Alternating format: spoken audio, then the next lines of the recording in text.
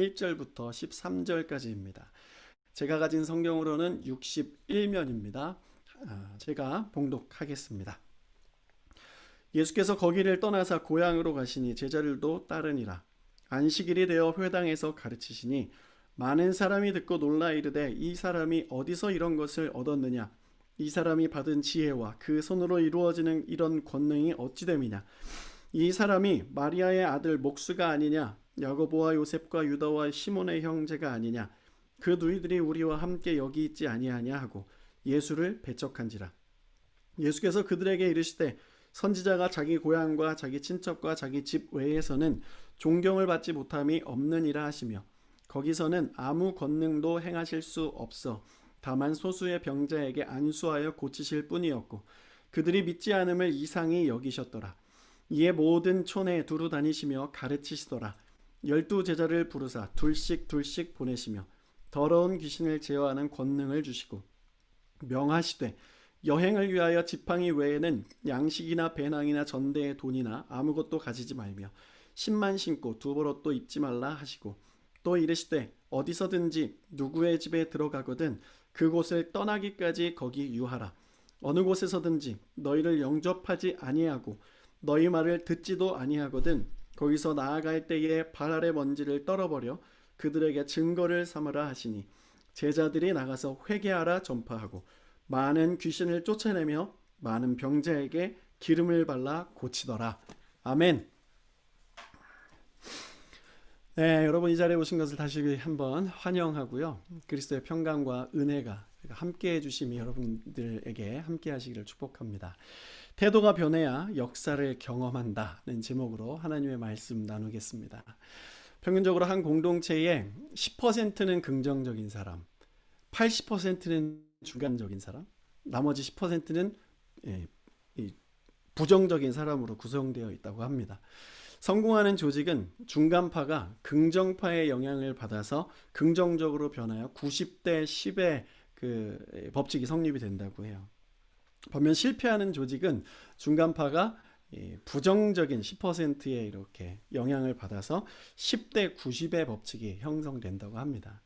긍정의 전염성이 더 크면 조직은 건강해질 수 있습니다. 그러나 이 부정의 전염성이 긍정의 전염성보다 훨씬 더 크기 때문에 조직은 부정적인 흐름으로 물들 가능성이 커요. 한번 생각을 해보면 대한민국은 긍정파가 90인 것 같습니까? 부정파가 90인 것 같습니까?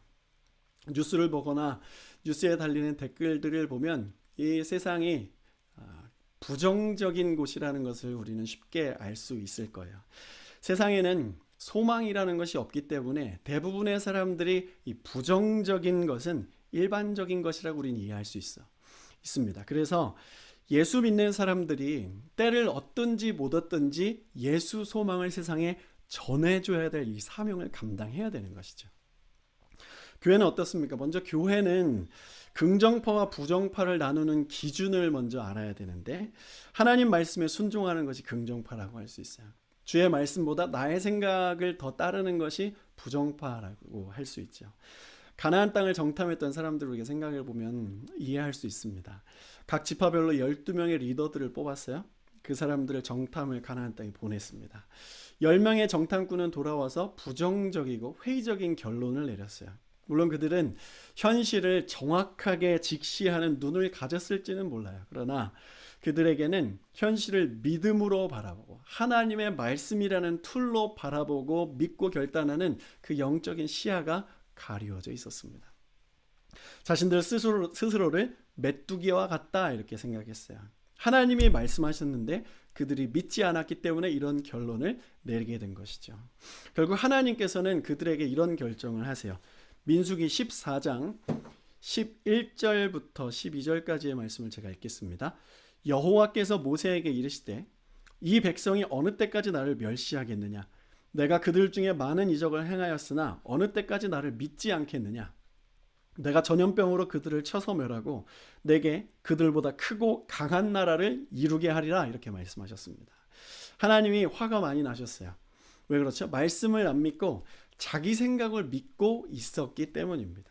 저는 이 메시지가 현재 우리들에게 주시는 예언적인 메시지라고 믿어요.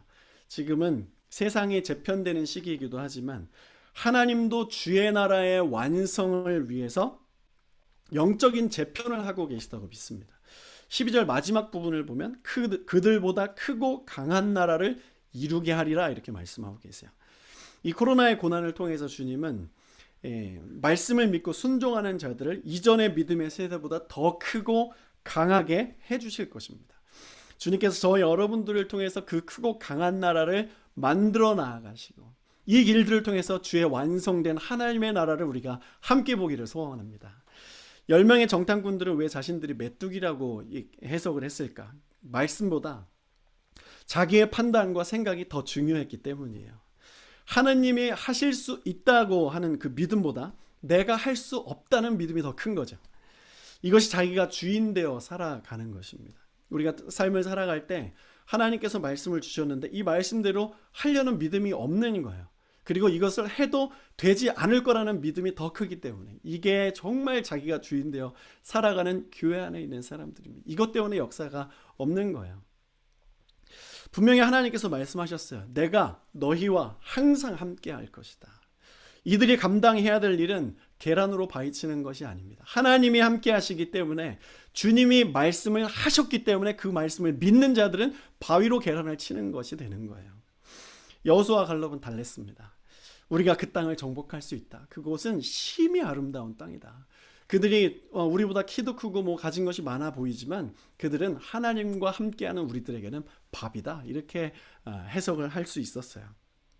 무엇이 이런 차이를 알 수 있었습니까?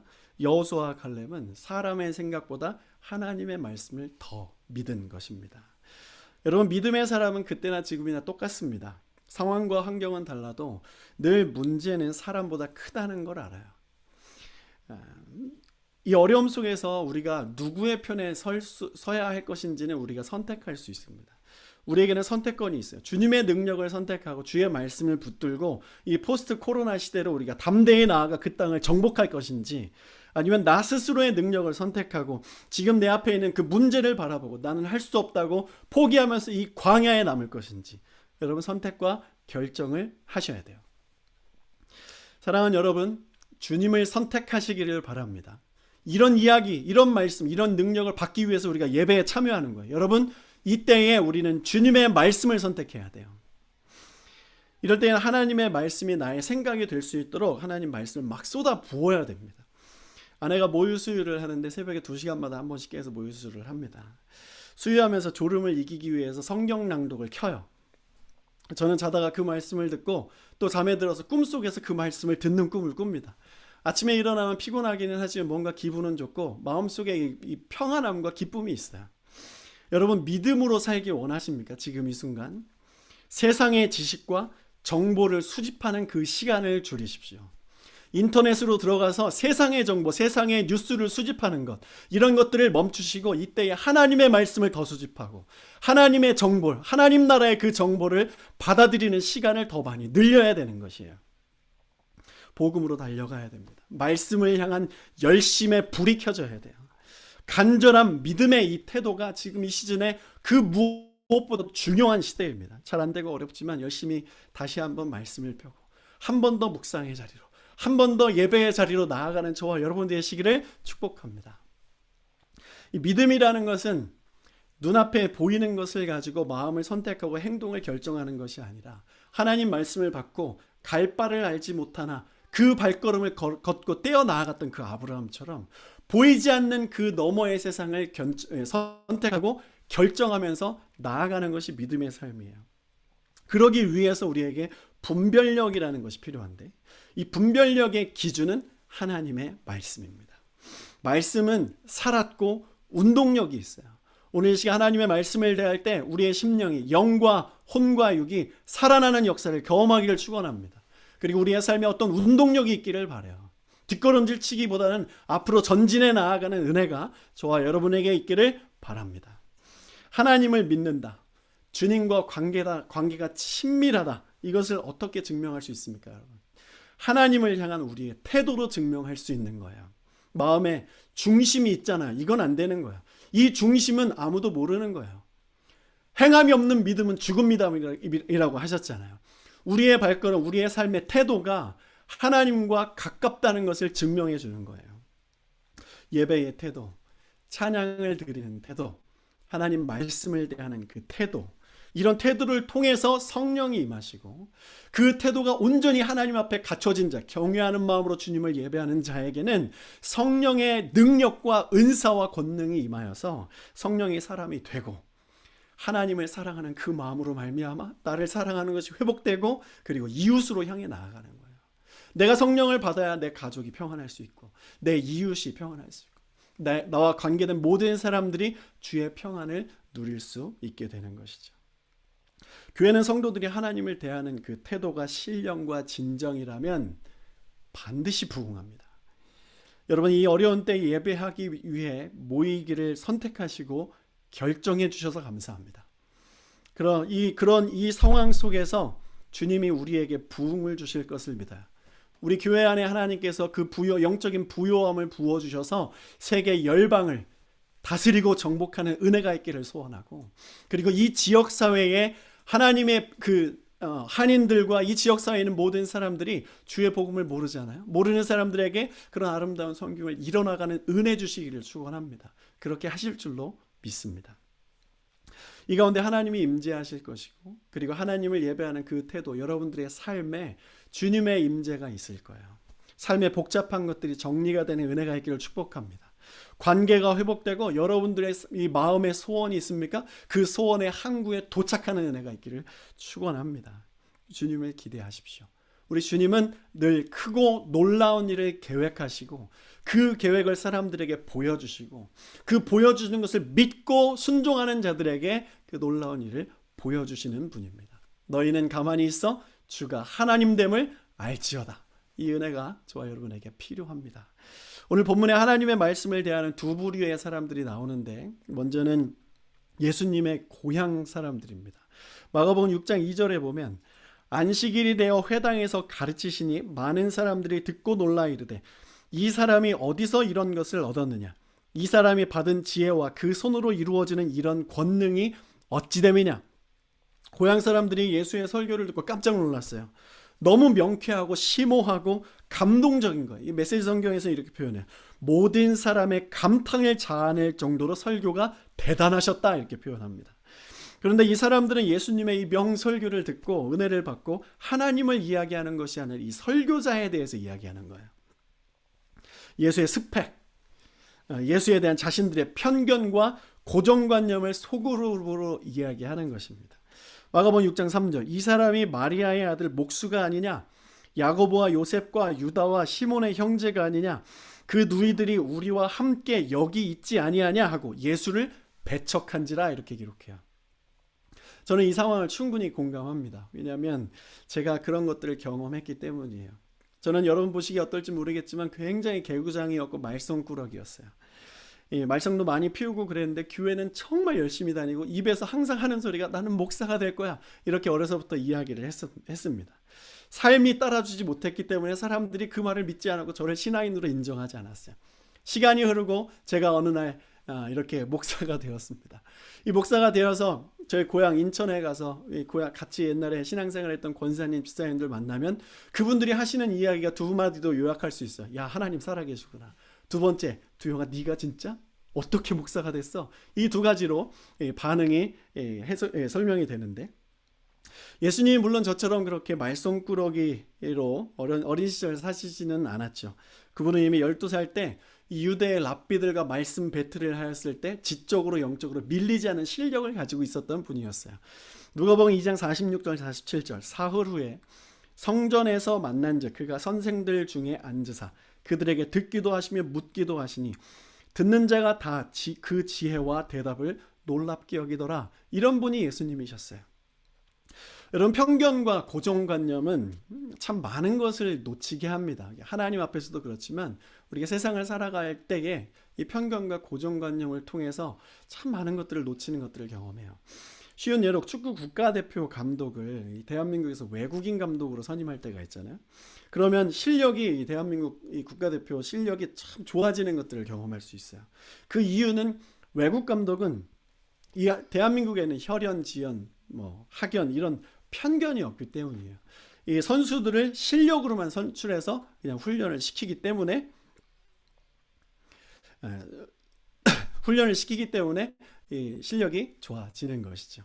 나사렛 사람들은 예수를 하나님의 아들로 보지 않고 목수로 보았습니다. 이 당시 목수는 천한 직업군이었어요. 그래서 사람들은 목수는 지혜자가 될 수 없고 권능을 베풀 수 없다는 그 편견, 고정관념을 가지고 있었습니다. 이것은 예수를 하나님의 아들로 인정하지 못했다는 메시지인데, 예수는 기껏해야 B급 인생들을 데리고 다니는 그냥 한 무리의 선생, 영적인 리더, 이 정도로 이해를 했던 거예요.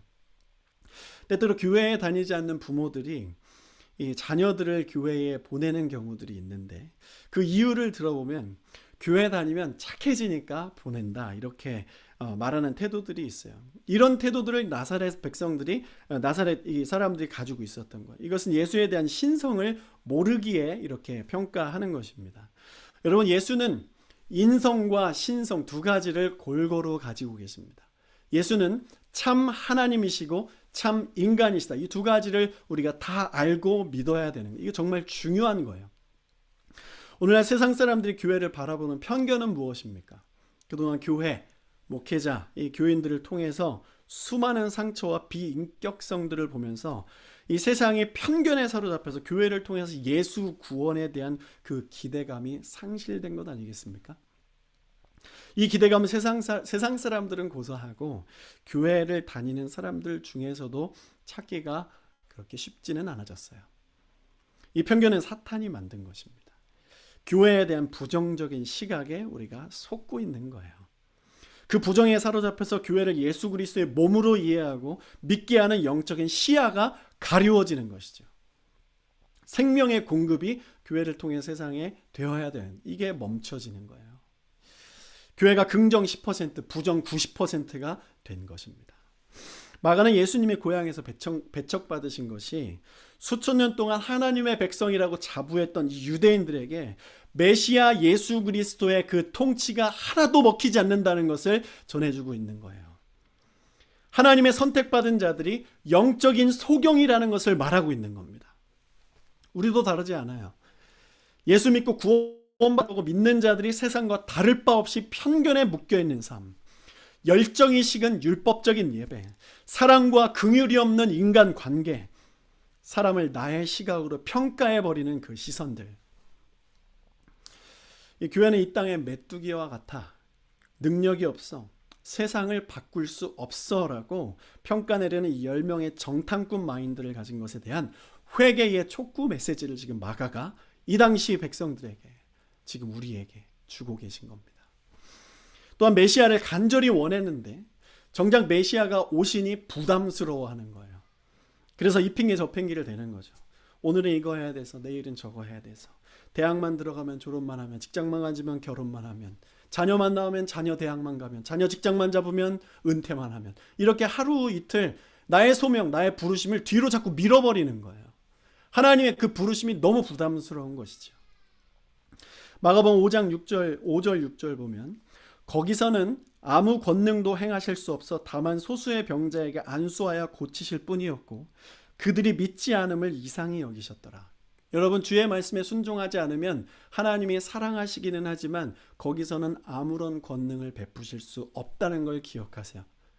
우리를 하나님께서 너무 사랑하시지만 우리가 하나님의 말씀에 순종하고 거기에 우리의 삶의 모든 것들을 해석하고 결정하는 툴을 놓지 않으면 하나님이 우리들에게 주의 권능을 보여주실 수 없다는 것을 여러분 기억하시길 바라요. 그리고 이 두 구절을 통해서 우리가 생각해 볼 것이 있는데, 첫 번째는 예수께서 그들의 믿지 않음을 이상히 여기심에도 불구하고 사역을 계속해 나아갔던 것처럼 현재 이 교회의 문이 닫혀 있고 교회의 목회와 선교 사역이 어려워진 이 세대에도 여전히 말씀을 전파하고 치유하는 그 교회의 사역은 멈추면 안 된다는 것을 우리가 깨달아야 되는 거예요. 우리의 기도와 예배는 멈추면 안 되는 것이에요. 성도의 교제와 사랑의 나눔도 멈추면 안 되는 것입니다. 여러분, 연락하십시오. 주변에 있는 사람들에게 연락하시고 한 번씩 이 화상통화도 하시고 내가 널 위해 기도하고 있다는 것을 알려주시고 기도 제목을 물어보는 것도 선교예요. 기도 제목을 물어보는 것 자체가 그 사람의 영적으로 잠들고 있는 것들을 깨우는 것입니다. 여러분 한국으로 전화하시고 온 세계 열방 여러분들이 알고 있는 사람들한테 계속 연락을 취하시기를 부탁드립니다.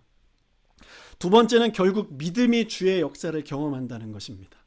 캐나다, 미국, 대한민국과 같이 예수에 대한 정보가 많은 국가에서는 일어나지 않는 일들이 태국과 베트남, 아프리카 이런 예수의 정보는 부족하지만 예수의 이름 그 자체를 믿는 순수한 교회에서는 여전히 하나님의 치유의 역사, 주님의 그 임재의 역사가 일어나고 있습니다. 태국 현지 교회에 가서 제가 직접 보고 경험한 거예요. 정부가 이 종교의 탄압이 심한데 그 교회는 여전히 뜨겁게 하나님을 예배하고 있었습니다. 주일 예배에 제가 참석을 했어요. 태국말을 하나도 못 알아듣겠어요. 예배가 언제 시작됐는지도 모르겠어요. 목사님이 막 앉았다가 일어났다 앞으로 갔다 저기 갔다 막 여기서 소리 지르고 막 이렇게 하다가 그게 예배래요. 그렇게 해서 예배가 끝났는데 예배가 너무 어수선하고 말씀이 제대로 들어오는 것 같지 않았지만 성령께서 내 안에 역사하시고 보여주신 것이 분명했어요. 나에게 말씀하신 그 깨달음이 분명했고 그리고 내 눈으로 그것을 보았습니다. 앉은뱅이가 일어나고 눈먼 자가 눈을 뜨는 것을 보게 되었어요. 제가 미얀마에 가서는 허름한 곳에 가서 하나님의 말씀을 막 전했습니다. 하나님 내게 주시는 마음을 가지고 설교를 막 했어요. 근데 선교사님이 옆에서 그러시는 거예요. 너무 그렇게 장황하게 설교할 필요 없다고. 예수만 전해주면 된다고. 근데 저는 믿음으로 막 전했어요. 그랬더니 이건 저의 믿음이고 저의 간증인데 1년 후에 하나님께서 초자연적인 부의 이동을 그 교회에 일으키셔서 허물어져가는 그 교회 건물을 세우고 그 가운데 있는 하나님의 그 놀라운 일들이 유치원 사역을 일으키는 그런 놀라운 것들을 저는 보게 되었어요. 믿으면 일어나는 일들이 편견을 가지고 있으면 일어나지 않습니다. 여러분들이 가지고 있는 그 편견은 무엇입니까? 고정관념은 무엇입니까? 예수께 가지고 있는 그 생각은 무엇입니까? 그 생각이 여러분들의 미래의 삶을 소망 있게 합니까? 소망 있게 하지 않는 예수의 지식, 소망 있게 하지 않는 교회의 어떠함, 나의 신앙의 어떠함이 있다면 그걸 내려놓으셔야 돼요. 우리 안에 있는 예수를 배척하는 태도, 예수께 편견과 고정관념을 가진 것들이 오늘 이 시간 모두 십자가에 못 박히고 예수 부활의 능력으로 말미암아 다시 새로운 그 신앙생활이 우리 안에 일어나기를 소원하고 축복합니다.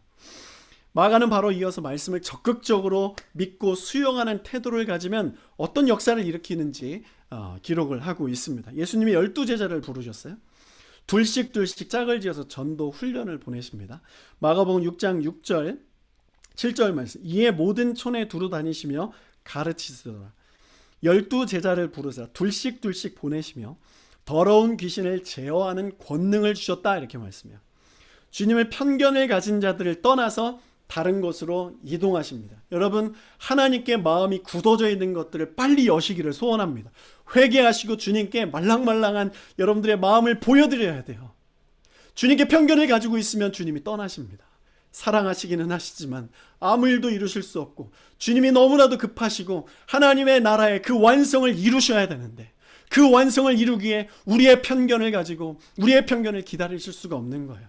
그래서 미국과 저 유럽 나라를 옮기셔서 대한민국에 주의 복음을 행하신 것입니다. 그것이 다시금 제3국으로 이동하지 않기를 우리가 이 대한민국의 한국 사람들이 이 복음의 길을 온전히 계속 갈 수 있기를 여러분 우리가 붙잡아야 되는 거예요. 8절부터는 믿는 자들이 이 땅에서 어떻게 살아야 되는지 주님께서 몇 가지 지침을 주시는데 첫 번째는 심플하게 살으라는 거예요. 8절 말씀입니다.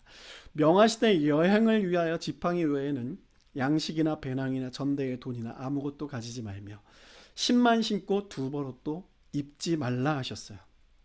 이것은 한마디로 믿음으로 살아가는 사람들이 돈 걱정하지 말라는 겁니다. 의식주에 너무 신경을 쓰면 사명을 잃어버릴 수가 있어요. 무엇을 먹을까, 무엇을 입을까, 무엇을 마실까에 너무 마음과 시간을 쓰면 놓치는 것이 많이 있습니다. 저는 제일 무서운 게 그거예요. 늘 말하지만 제가 생계형 사역자가 되는 것이 정말 두렵습니다. 여러분 기도해 주십시오. 이것은 모든 성도들에게 동일한 거예요. 돈 너무 사랑하지 말고 돈에 민감하지 말고 돈에 묶여서 살지 말고 돈을 다스려라. 세상에서 잘 되는 거 너무 욕심내고 거기에 너무 포커스하지 말고 주님 더 사랑하셔서 하나님이 우리를 지으신 목적을 이루라고 말씀하시는 거죠. 이 백성은 내가 나를 위해 지었나니 나를 찬송하게 하려 하심이라. 여러분 성도의 삶의 목적은 하나님께의 영광입니다. 나의 영광이 아니에요. 하나님께 영광을 위해 여러분들의 삶의 평강을 구하십시오. 두 번째는 우직하라고 말씀하세요. 10절 보세요. 또 이르시되 어디서든지 누구의 집에 들어가거든 그곳을 떠나기까지 거기서 유하라.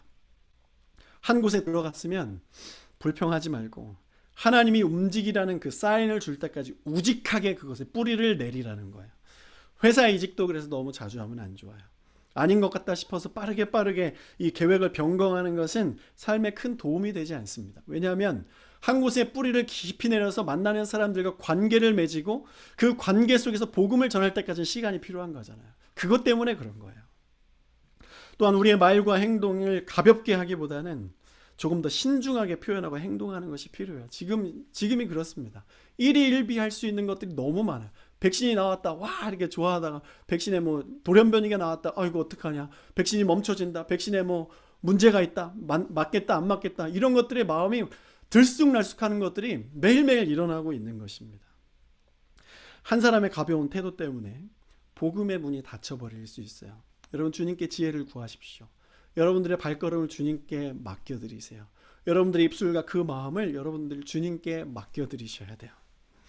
락다운이 일어나는 지금 이 시즌에 여러분, 우리는 더욱 명확하게 기도하고 주님 말씀의 기준을 견고하게 세워서 영적인 분별력을 가지고 이 육신의 눈을 감고 영적인 눈을 뜨고 살아가야 될 것입니다.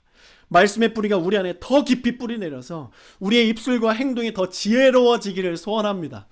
세 번째, 사람에게 연연하지 말라. 이게 참 중요해요. 11절 말씀, 어느 곳에서든지 너희를 영접하지 아니하고 너희 말을 듣지도 아니하거든 거기서 나갈 때에 발 아래 먼지를 떨어버려 그들에게 증거를 삼으라 하셨다. 이게 사람의 인정과 격려보다는 하나님의 인정과 격려, 이것을 추구하라는 거예요. 바울도 갈라디아서에서 말했습니다. 내가 사람에게 좋게 하랴 하나님께 좋게 하랴. 여러분, 사람에게 연연하기보다는 하나님께 연연하시기를 바랍니다. 거기에 참 소망과 만족이 있어요. 하나님의 능력을 구하십시오. 돼도 그만 안 돼도 그만 이런 태도로 말고 간절히 구하면서 이 혈루증 여인처럼, 이 회당장 야이로처럼 하나님께 간절히 나아가서 하나님의 은혜를 구하시기를 축복해요. 그동안 기도해서 안 이루어졌는데 내가 지금 기도해도 무엇하나, 기도 열심히 해왔는데 또 락다운에 더 깊은 어두움 속으로 들어간다, 이런 생각하지 마세요. 부정적인 것들은 사탄이 주는 거예요. 짙은 어두움은 곧 새벽 동튼다는 사인인 것입니다. 여러분 믿으세요. 이 락다운은 곧 이 모든 것들이 풀려진다는 역사예요. 그리고 이 어려움과 고난이 어두워진다 하더라도 우리가 예수 그리스도의 그 말씀에 귀를 기울이면 영적인 눈이 떠서 이 세상을 밝게 볼 수 있는 믿음의 세대, 믿음의 교회, 믿음의 사람들이 저와 여러분들이 되시기를 주님께서 오늘 촉구하고 계신 거예요. 내 방법, 사람의 도움보다 하나님의 능력을 구하시기를 바랍니다. 이 세 가지는 복음이 세상에 잘 전달되기 위해서 복음을 전하는 자의 삶이 참 중요하다는 것을 알려주고 계세요. 농부가 밭에 감추인 보화를 발견했기에 자신의 전 재산을 팔고 이 밭을 사는 것에 올인할 수 있었던 것입니다. 이렇게 우리가 주님께 올인하는 것이 필요해요. 편견과 고정관념, 근심과 걱정, 염려, 이 모든 것을 주님께 맡기는 거예요. 왜냐하면 거기에 우리의 삶을 진정으로 시원하게 해주는 비밀이 있기 때문이에요. 우리 주님께는 하나님 나라의 그 능력이 있습니다. 믿는 자는 그 능력을 소유하며 이 땅을 다스리고 정복하고 충만하게 살 수 있습니다. 이 어려운 상황에서도 감사를 선포할 수 있습니다. 이 상황 속에서도 기뻐하며 웃을 수 있습니다. 범사에 감사하고 쉬지 않고 기도할 수 있습니다.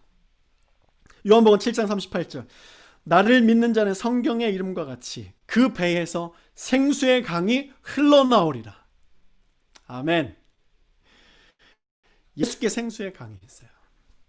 이 시원함, 해갈의 이 기쁨을 만끽하시기를 소원해요. 세상에는 소망이 없어요. 여러분, 예수께 소망이 있습니다.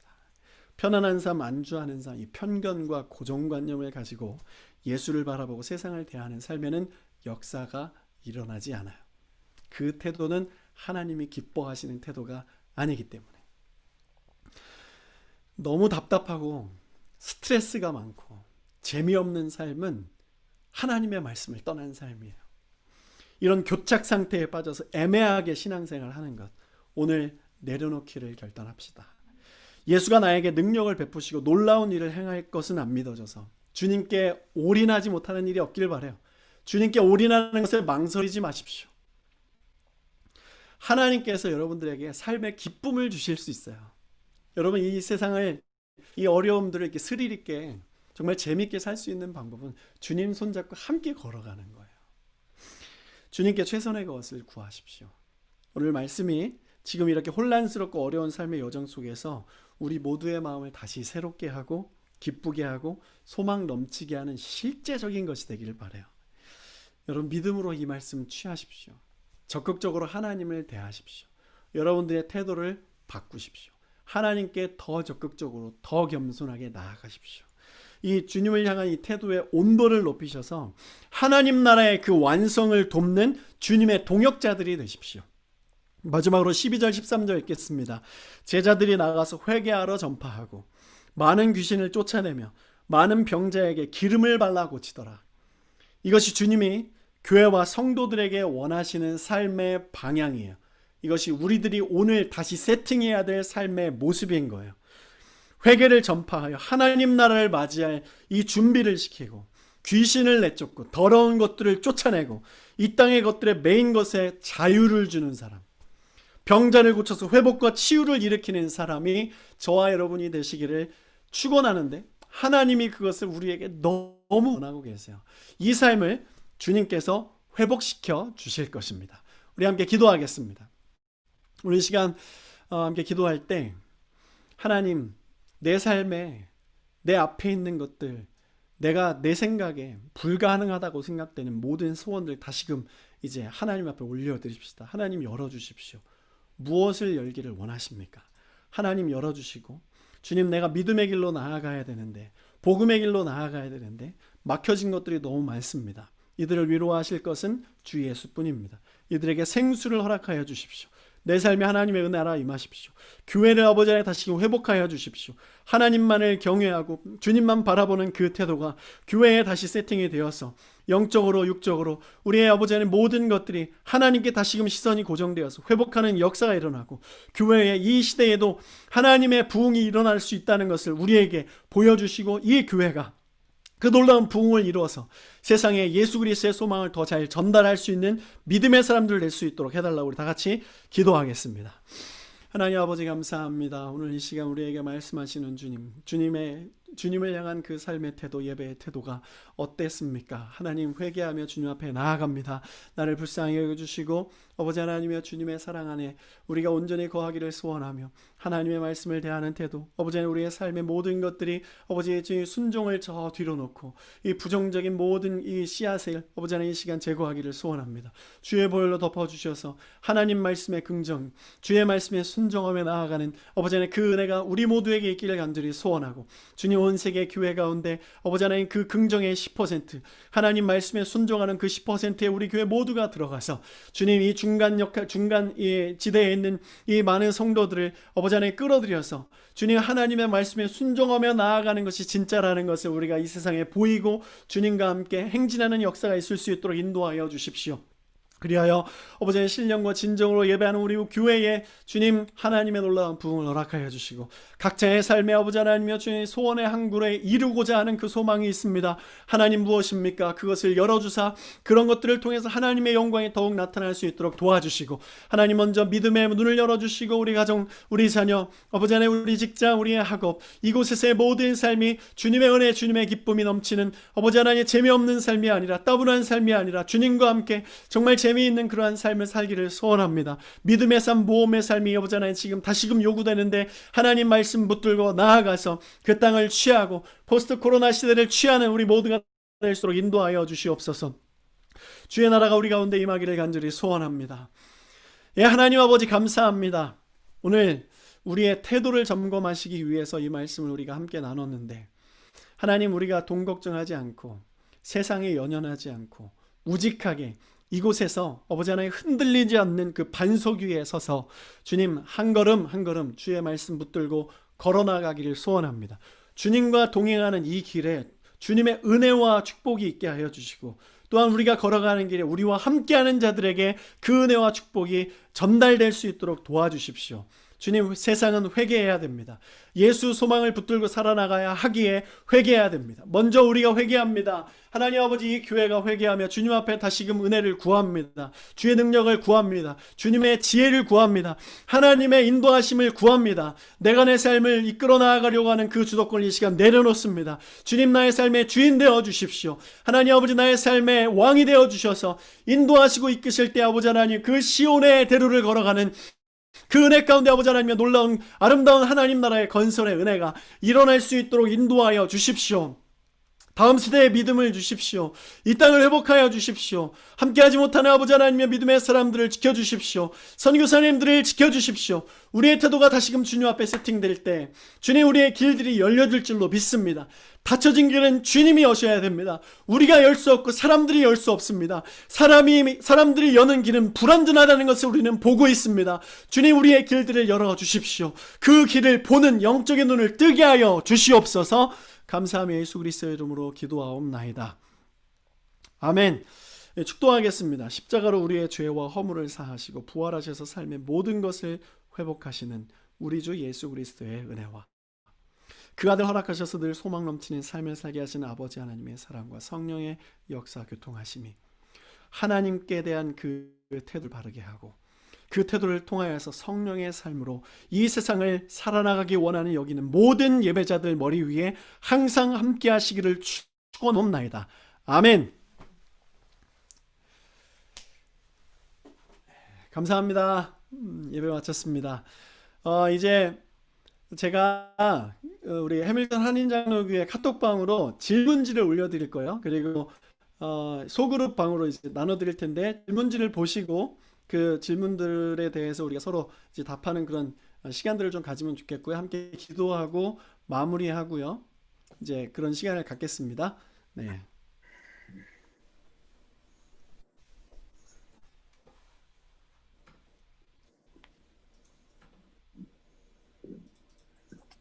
그 저기 엔젤라 엄마 이름이 뭐지?